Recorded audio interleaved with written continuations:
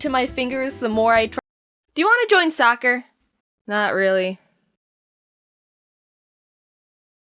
My mom had me in physical activities before I was even able to comprehend the idea of free will. But that's not anything I'm complaining about. I really enjoyed most of them, and it got me being active really early in life. If mom didn't do that, I definitely would have just sat on the floor of my room and played with a light bright for 15 years. When I was 4, my mom was like, "Alright, up and at 'em, future diva! Time to get those feet a-tapping!" Since I was so young, I really don't remember anything about dance classes. I know we had a tumbling part where we would spin around or do somersaults, and I think there was a giant foam cheese wheel I would run full speed into. I don't know what that was all about. I also have this distinct memory that when I was on my way to class, I was chewing gum in the back seat, and for some stupid reason I took it out of my mouth and started playing with it, except it started sticking to my fingers the more I tried to get it off, and by the time mom opened the door to let me out, one dance recital, I was doing this routine with other girls in front of the parents. I was in the center like the little queen I was, and apparently in the middle of the performance, the girl on the left froze up and stopped dancing. "Megan, I swear to God, if you ruin my big moment, I'll put gum in your hair." I guess it wasn't that big of a deal, but there was a part where we had to start shuffling to the side, and she still wouldn't move. So what did I do to continue the show? I grabbed her tiny 4-year-old hand. We looked at each other, I nodded, and her eyes lit up with determination. We danced in sync for the rest of the show, hitting every step perfectly, and got a standing ovation from all the parents as we were showered by flowers. Just kidding, I started pushing her as I was dancing because she was in my way.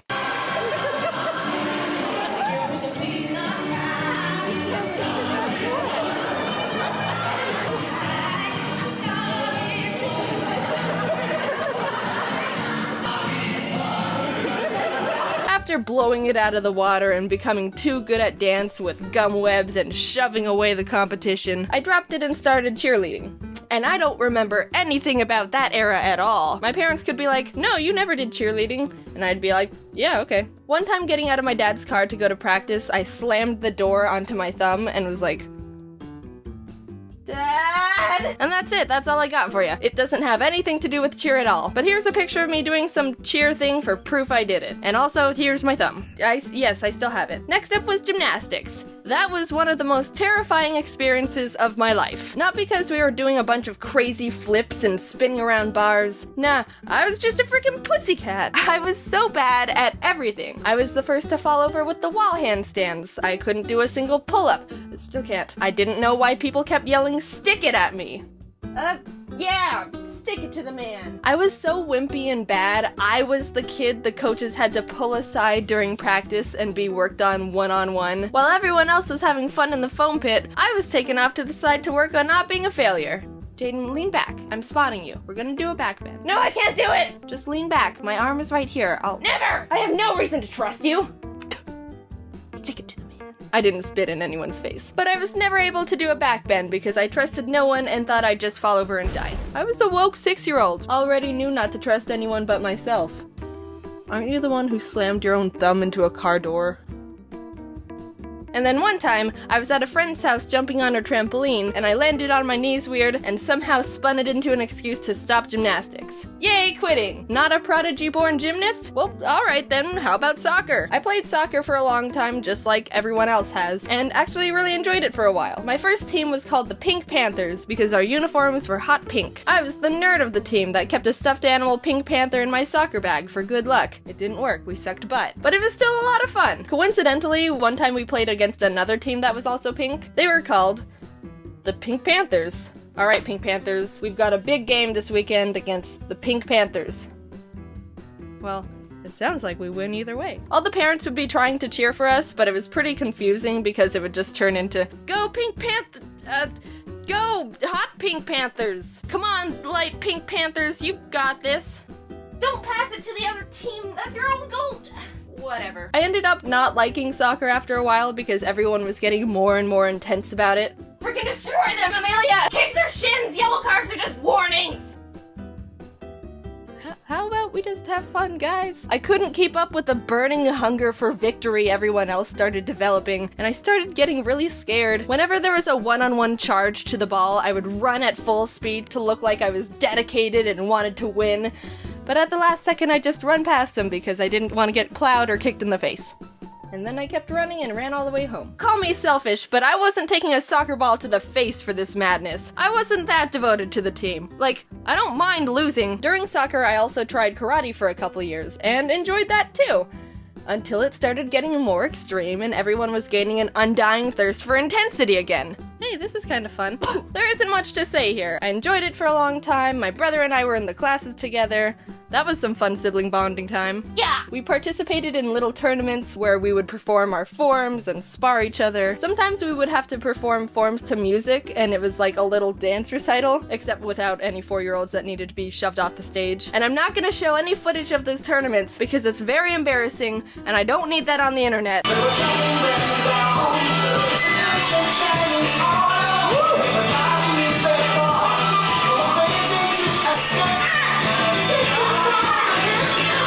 Finally, in 6th grade, I dropped everything and started up tennis, which was the first sport I actually got the hang of and loved. I even joined the high school team, which was cool. One time when we were practicing after school, the guys' track team was doing warm-ups by the courts, so they were all lined up behind the fence in the sitting area. It was pretty chilled, we were doing our own thing and stuff, but every once in a while, one of them would make a stupid comment like, "Yeah, you go girls. Come on, hit it harder." No one took note of them because they were just pesky boys and we were too busy kicking butt. But at one point, I smacked the ball hard enough that it bounced and stuck right into the fence where one of their faces were. I don't like showing off in front of guys or people or anything. That's not at all my thing. I can be attracted to all genders, which is normal and not a big deal, and would still rather just stand in a dark corner and not draw attention to myself and be invisible. But the shock on his face and the fact he stumbled back a bit out of surprise, freaking hell yeah. That made me feel like All Might for a sec there, with his sassy attitude and taking no bull from anyone.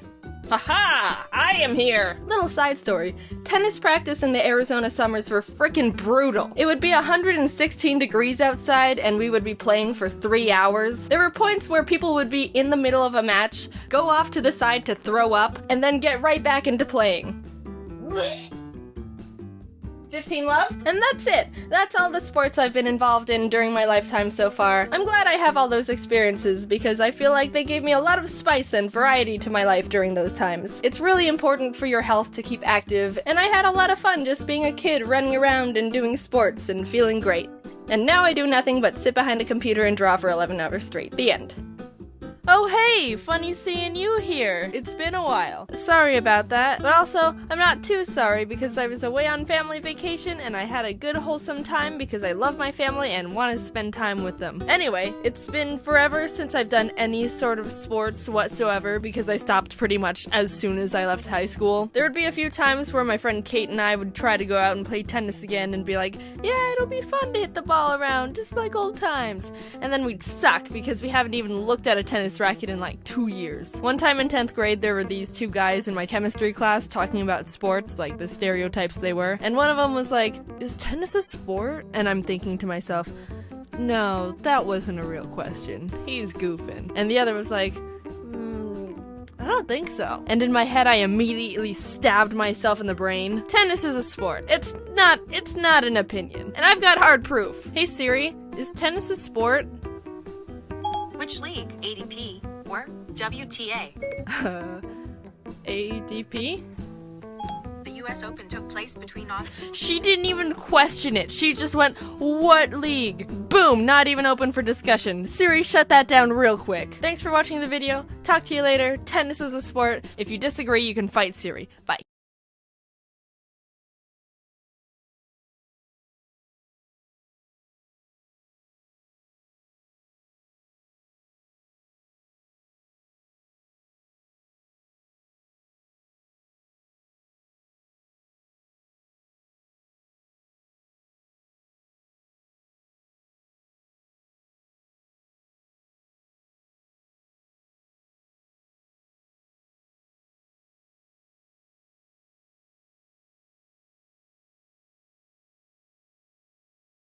Orcs. You guys know Gabe the dog, right?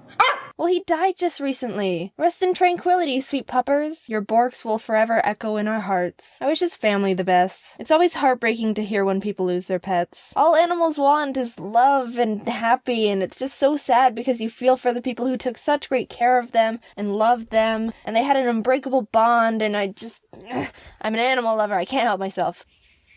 Alright, calm down. I'm trying to record. Stop. You're messing up the recording. Calm down. When I heard the sad news about Gabe, it reminded me of my old childhood dogs, and I thought I could tell you some stories because they're a bit insane. I'm surprised I haven't told them sooner, to be honest. I had 2 dogs growing up. The first one was a Shetland sheepdog, Keisha. Quick fact, growing up, I didn't know what the breed was called, so I just said Keisha dog, and that's what I still call them to this day. I don't have too many memories of Keisha because my parents got her before I was born, and I was too young to remember very much from the few years we coexisted, but my mom and dad have told me stories of us, including the one I'm about to share with you. Setting the timeline here, I was really young, 3 years old. I don't have memory of this, but my parents have told me about it many times. So my mom and dad decided that we should all take a nice walk around the neighborhood with Keisha. I was apparently very excited about this and was wanting to go out right at that moment. They told me to slow my roll and wait a bit because they needed to get ready, and we would go out later. But Jaiden thought, nah, I'm going now. So I took Keisha and left the house on my own without telling my parents I was leaving. There was now an unsupervised 3-year-old wandering down the street, walking a dog. I can't even imagine what that could have looked like. I don't know how far down the road I got, but by some crazy coincidence, a police cruiser just so happened to be driving by and spotted me. As it started approaching, I guess I was like, shoot, they're after me! Abort! Abort! And before they could ask me any questions, I start booking it back to the house. It was around that time my parents realized I left and were getting ready to go out and find me, and they come out to the front to see their frickin' child, dog leash in hand, hightailing it from this police cruiser that's following me down the neighborhood. Everything was fine. I was fine. The dog was fine. But now you know about the one time I was chased by the police. Keisha was a great dog, as I was told. She was gentle with me as a baby and was like my own fluffy bodyguard slash babysitter. But she passed away before I was old enough to really remember her. I've always loved animals my entire life and would beg my parents to let us get another dog. Years and years of nagging and just, please, Mom, I promise I'll take good care of it, and I'll feed it, and I'll water it, and give it sunshine, and everything a dog needs to grow into a big, strong doggo, please! And on my 7th birthday, my dad went behind my mom's back and got me a dog without telling her.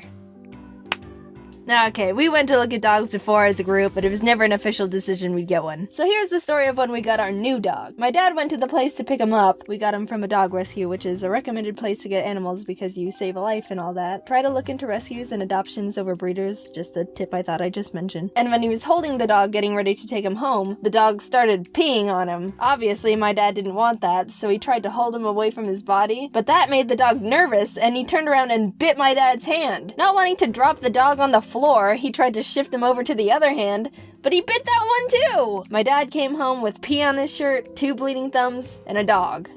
I named him Scruffy. Scruffy was a weird little dog, Havanese breed if you're wondering. He hated my dad and loved my mom, who was ironically the only one who didn't want him. He would follow her everywhere, and when she was at work, he'd sit in the living room and do nothing but wait for her to get back. We always joked that he was just a cat in a dog's body. Come here, Scruffy! Come here! Come here, Scruffy! But we loved him anyway. My mom gave him haircuts to make it look like he had a mohawk. So back to stories. Every morning our mom would drop us off at our elementary school down the street, and Scruffy would ride in the car too. He'd sit in the back with us and stick his head out the window, but one day he just jumped out. He freaking jumped out the window of a moving car! We weren't driving fast, mind you, because we weren't on the main road yet, but friggin' heck it, Scruffy, you can't just jump out moving cars whenever you want! He ran into the desert because he was freaked out, and we lost track of him. Of course, my brother and I still had to go to school, but I was pretty messed up for the rest of the day. And by the time I got home, he still wasn't found. This was in summer, too. A little black dog in the Arizona sun without water isn't a good combination. And he definitely wouldn't survive a night with all the coyotes around. He'd be like a little Happy Meal to him. We drove around looking for him for a long time. I was leaning out the window calling his name. And no, I didn't jump out and run away too. We didn't need 2 family members jumping out of car windows that day, you know what I'm saying? After searching and searching for so long, we were actually starting to lose hope. But we finally found him! Scruffy!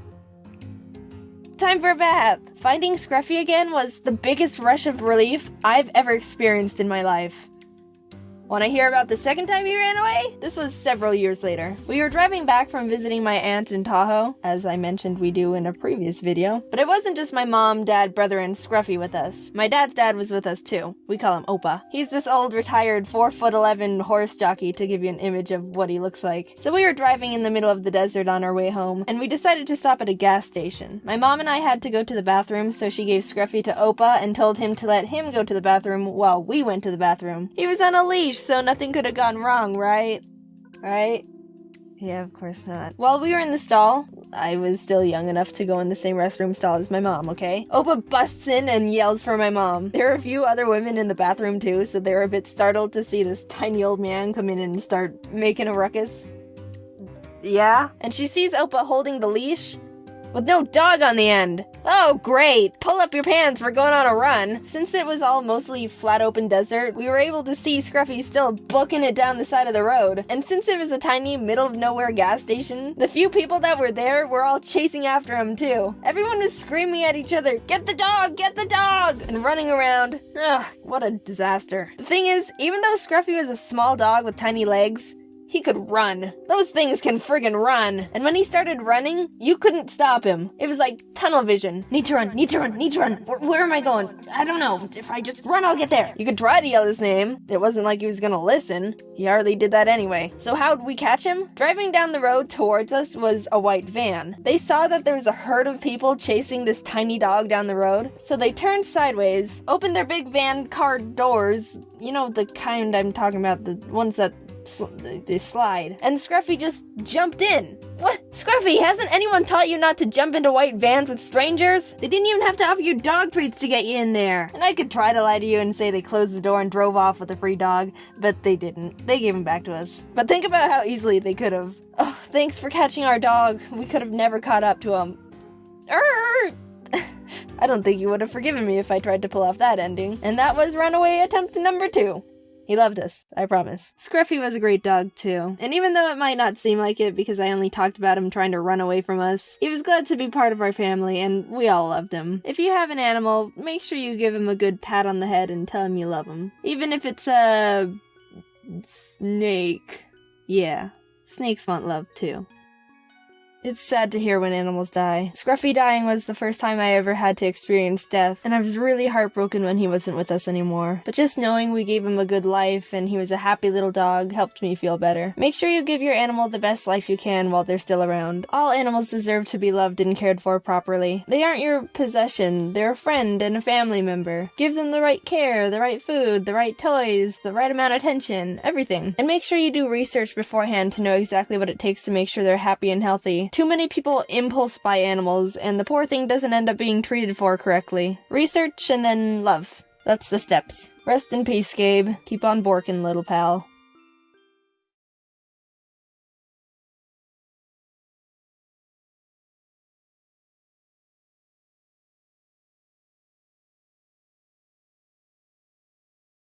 Yo, what's up, homesicles? I'm gonna talk about substitute teachers. I want to say, for the most part, we all like having subs. You walk into the classroom expecting it to be a normal day, and you glance over at the teacher, and boom, it's a sub.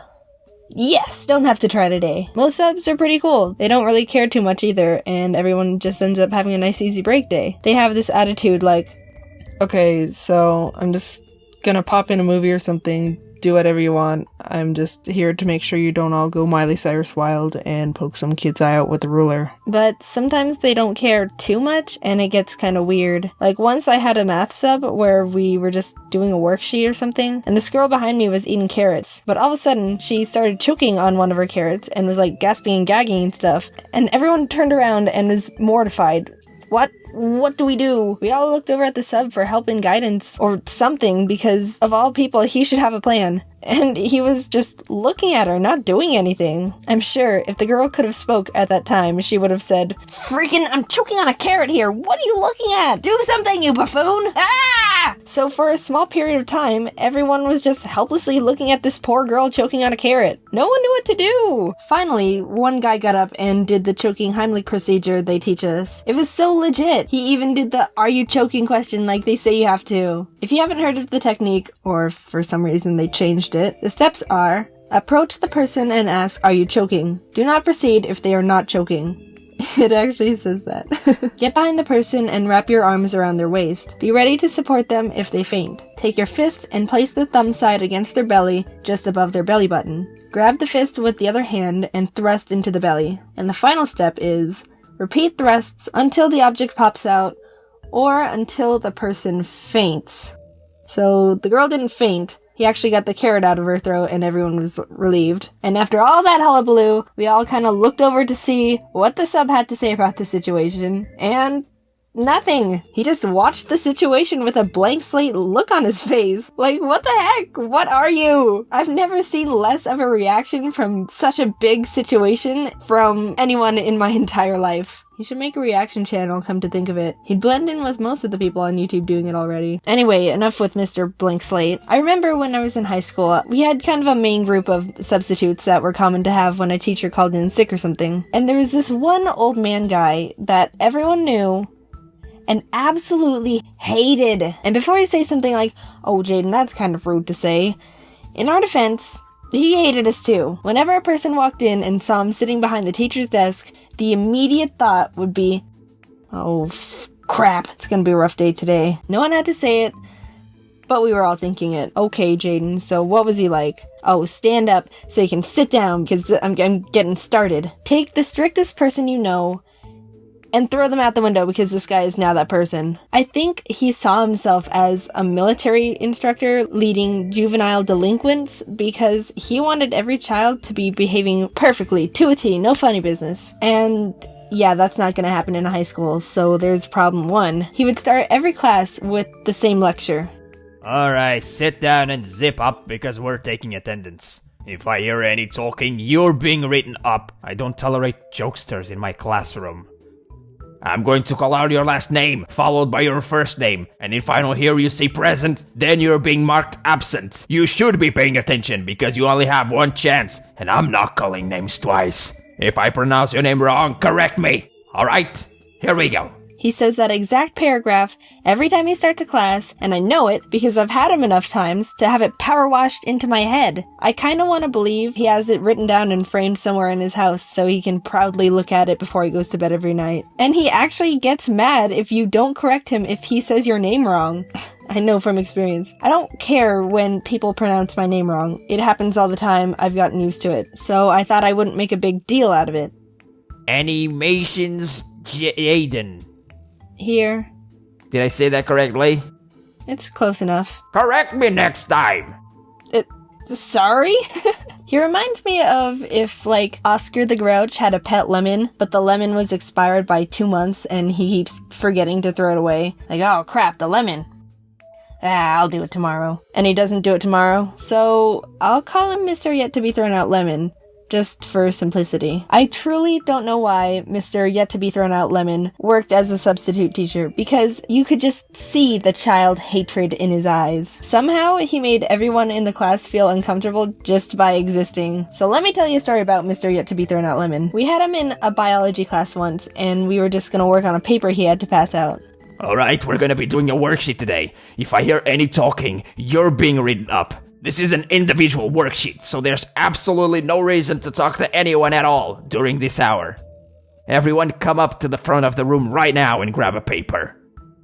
Mrs. Grapes does it so each person at a table has a number, and she calls out a random number, and that person just gets up and gets the paper for the rest of the table, so it's easier to— I will not have slaves in my classroom!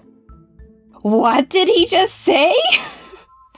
This man just compared picking up papers for other classmates to slavery. Slavery! Good God, So we did it his way. The 34 of us all got up at the same time and shuffled to the front of the room, awkwardly squishing together to grab a paper from the one pile he made for us. You are a fruitcake. He did a lot of other weird over-the-top things, but this was by far the best thing I've ever witnessed from him.